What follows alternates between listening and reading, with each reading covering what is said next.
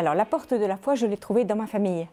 J'ai un père qui était un industriel, un chef d'entreprise, qui m'intimidait beaucoup, mais que je voyais tous les soirs prier à genoux au pied de son lit. Et je passais et repassais devant la porte pour le voir prier. Quant à maman, elle était très impliquée dans tout ce qui est l'action catholique, puisqu'elle a beaucoup travaillé avec Marie-Louise Monet. Et là, c'était l'action aussi dans le monde chrétien. Vous voyez. Donc c'est là que j'ai trouvé la foi et que j'ai trouvé ma vocation également.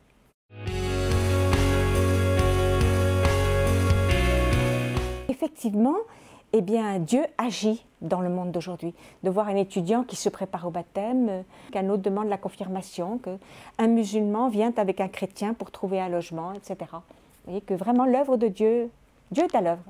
Oui.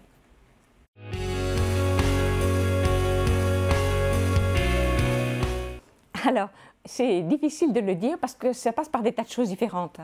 Je crois que la manière pour moi de témoigner ma foi au quotidien, c'est d'avoir un accueil inconditionnel à tout le monde, en me référant, en essayant d'imiter l'accueil de Jésus sur les chemins de Palestine où il rencontrait tous les gens, quels qu'ils soient.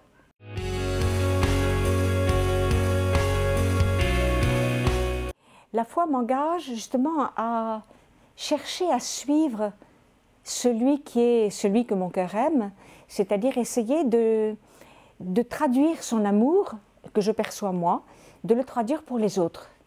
Donc par des actes très simples, là aussi, de la vie de tous les jours.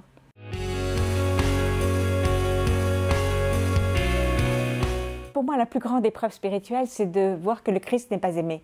Il n'est pas aimé par tout le monde, et que l'Église n'est pas aimée, n'est pas reconnue pour ce qu'elle est en vérité, comme celle qui révèle et qui nous donne le Christ.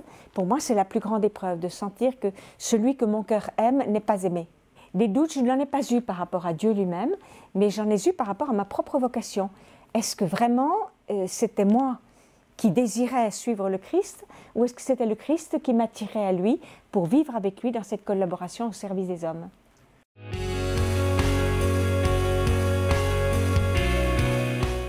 Ma joie de croix, c'est de me sentir associée dans ma communauté Saint-François-Xavier, là, à l'œuvre de Dieu dans le monde. C'est de sentir d'abord que je suis aimée de Dieu et qu'il m'aime au point de me demander d'être pour lui sa bouche, ses mains, ses pieds. Voilà, c'est ça ma joie, vous voyez, c'est tout simple.